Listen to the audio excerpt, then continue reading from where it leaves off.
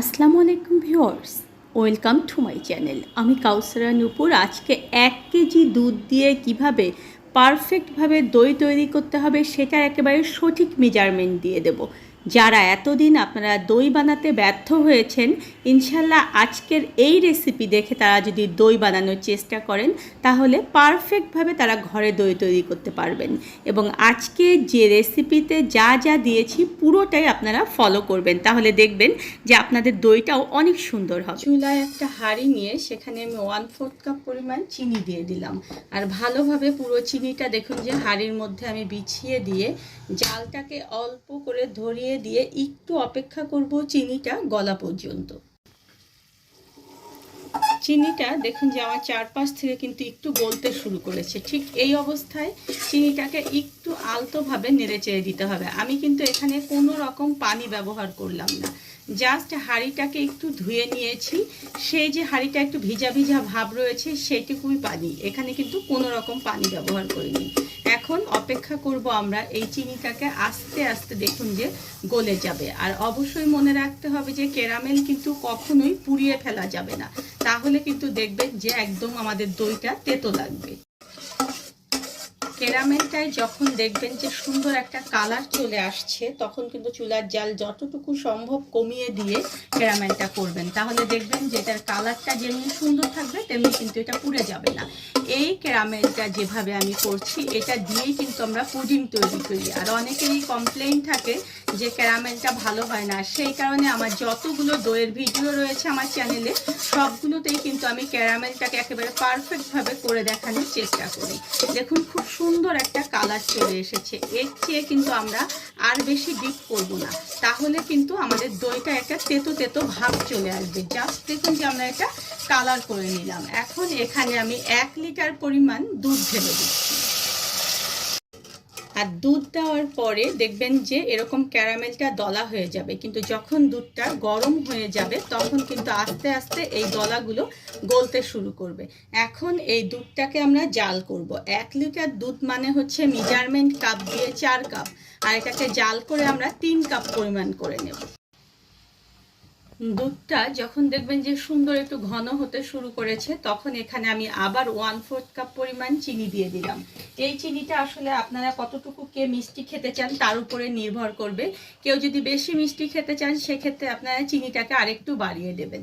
এখন 1/2 কাপ পরিমাণ গুঁড়ো দুধ নিয়েছি, যাতে করে এই যে আমি দইটা আজকে বেশি দুধটাকে ঘন করব না, এই কারণে আপনার এই যে দুধটা একটু ঘন হওয়ার জন্য, দইটা একটু ক্রিমি ভাব হওয়ার জন্য এই গুঁড়ো দুধটা ব্যবহার করছি। আর পুরো দুধের মধ্যে যদি গুঁড়ো দুধ দিয়ে দেই তাহলে কিন্তু দলা হয়ে যাবে, তাই অবশ্যই অল্প একটু দুধ গুঁড়ো দুধে মিলিয়ে তারপরে আমরা এটা দুধের সঙ্গে মিলিয়ে দেব।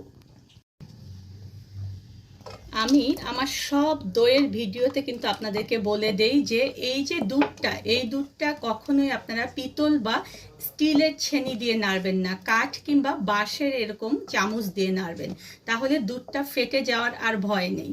এখন আমরা আর 2 থেকে 3 মিনিট এটাকে জাল করব, এই জন্য যে চিনির মধ্যে যে বাড়তি পানিটা থাকে সেটা যেন সুন্দর মতো উড়ে যায়। দুধটা কিন্তু আমার সুন্দর মতো জাল হয়ে গিয়েছে। এখন চুলার জালটাকে বন্ধ করে দিয়ে ঠিক যেভাবে নেড়ে চেড়ে আমি দুধটাকে জাল করলাম ঠিক সেইভাবে নেড়ে চেড়েই আমাদেরকে দুধটা ঠান্ডা করতে হবে। আর কতটুকু ঠান্ডা করতে হবে, তাপমাত্রা কতটুকু, আমার সব দইয়ের ভিডিওতে আমি বলে দেই যে আপনার একটা আঙুল যখন দুধে ডুবিয়ে 10 সেকেন্ডের বেশি রাখতে পারবেন না, সেটা হচ্ছে সঠিক তাপমাত্রা। আর আপনার দইয়ের দুধের তাপমাত্রা যদি সঠিক হয় তাহলে কিন্তু অবশ্যই ইনশাল্লাহ আপনার দইটা জমা বাঁধবে। এখন আমি আবারও বলে দেই যে আপনার একটা আঙুল দুধের মধ্যে ডুবিয়ে রাখলে আপনি দেখবেন যে আপনি তাপ অনুভব করছেন, আপনি ওখানে রাখতে পারছেন আঙুলটা, কিন্তু 10 সেকেন্ডের বেশি রাখতে পারছেন না। সেই তাপমাত্রা পর্যন্ত আমি এটাকে ঠান্ডা করব। দুধটা দেখুন যে আমার মোটামুটি একদম সুন্দর ঠান্ডা হয়ে গেছে। আমি এখানে আঙুল ডুবিয়ে রাখছি, এই যে দেখুন আমি রাখছি, এই এখন কিন্তু আমি গরম অনুভব করছি। এতক্ষণ কিন্তু গরম লাগছিল, কিন্তু এখন কিন্তু আর এখানে আমি রাখতে পারছি না আঙুলটা। এটাই হচ্ছে কথা, যে এতক্ষণ আমি রাখলাম এরপরে আর রাখতে পারছি না, গরম বেশি লাগছে। এখন এখানে আমি টক দই মিলাবো। আমি এখানে 4 টেবিল চামচ পরিমাণ টক দই একদম সুন্দর 30 মিনিট আগে রেখেছিলাম ছাকনার মধ্যে, যাতে করে পানি ঝরে যায়। এখন সেটা আমি এর মধ্যে মিলিয়ে দিলাম। ভালো মতো দেখুন যে এই যে আমি এখানে দইয়ের বীজ বা টক দই মিলালাম, এটা পুরো দুধের মধ্যে সুন্দর করে মিলিয়ে দিতে হবে। আর এটা কিন্তু খুব দ্রুত হাতে করতে হবে, অত বেশিক্ষণ করা যাবে না, যাতে করে এই দুধের তাপমাত্রাটা কমে যায়। এটা কিন্তু অনেকেই করেন যে এই যে দেখুন এভাবে করে মিলাতে গিয়ে তারা এত বেশি সময় মিলিয়ে ফেলেন যে দুধটা ঠান্ডা হয়ে যায়, আর তখন দেখা যায় দইটা জমাট বাঁধে না। দেখুন এভাবে করে করার কারণে কতগুলো ফেনা সৃষ্টি হচ্ছে, আর এই ফেনাটা দিয়েই কিন্তু আমাদের দেখা যায় শর্ট তৈরি হবে। আমি কিন্তু আর বেশিক্ষণ করব না, আমি এটা স্কিপ করলাম না এই কারণে, যাতে করে আপনারা বুঝতে পারেন যে কতক্ষণ সময় এটা করা লাগবে এবং কত দ্রুত করতে হবে। এই জিনিসটা কিন্তু আমি আজকে পুরোপুরি আপনাদেরকে ভেঙে দেখাচ্ছি, যাতে করে আপনাদের দইটা সুন্দর মতো জমে যায়। এখন একটা মাটির হাঁড়িতে পুরো দুধটাকে আমি ঢেলে দিচ্ছি। এখন একটা পেপার বা পলিথিন এরকম করে দিয়ে দেবেন, দিয়ে তার উপর একটা ঢাকনা দিয়ে দেবেন।